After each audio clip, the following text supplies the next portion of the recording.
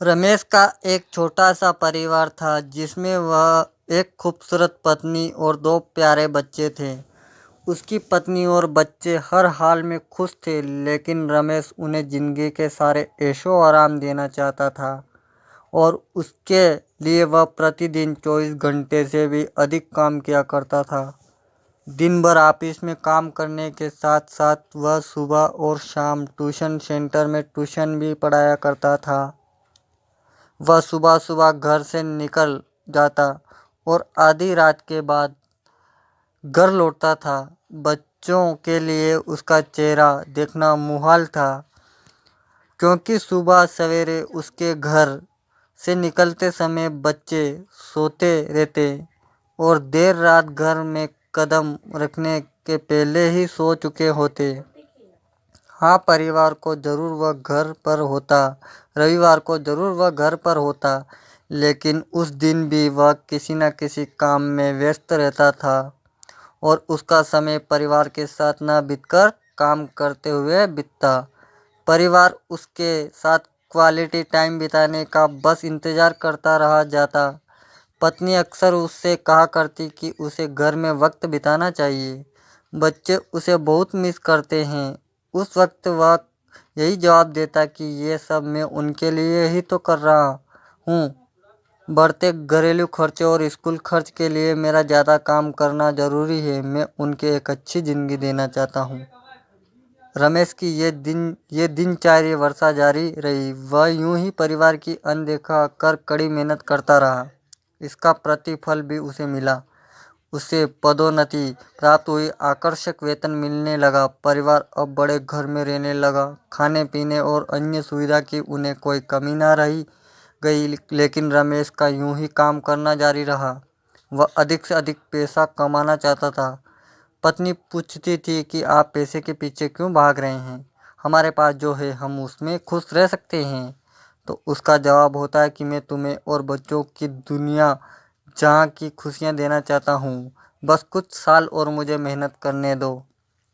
पत्नी चुप हो जाती है। 2 साल और बीते। इन दो सालों में रमेश बमुश्किल अपने परिवार के साथ समय बिता पाया।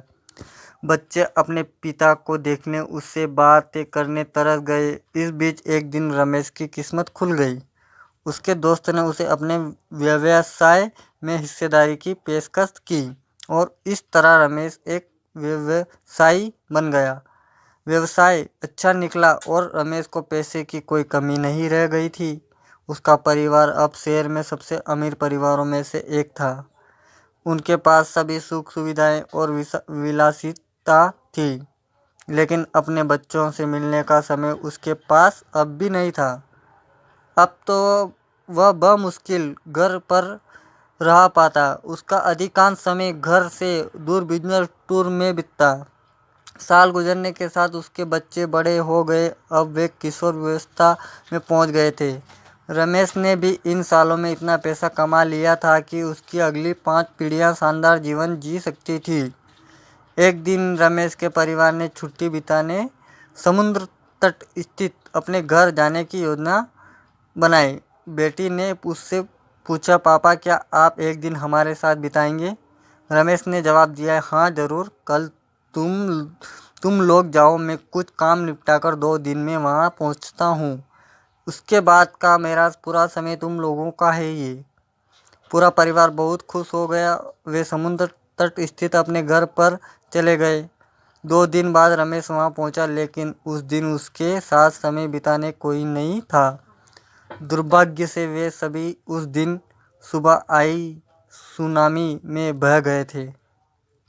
रमेश अपनी पत्नी और बच्चों को कभी नहीं देख सकता था। करोड़ों की संपत्ति होने के बाद भी वह उनके साथ एक पल नहीं खरीद सकता है। वह पछताने लगा। पत्नी ने कहे शब्द उसे याद आने लगे। आप पैसों के पीछे क्यों भाग रहे हैं? हमारे पास जो है हम उसमें खुश रह सकते हैं। पैसा सब कुछ नहीं खरीद सकता, इसलिए पैसों के लिए अपने परिवार को महत्व देना कम मत करें। पैसा खो देने के बाद फिर से कमाया जा सकता है, लेकिन अपनों को खो देने के बाद दोबारा वापस नहीं पाया जा सकता है।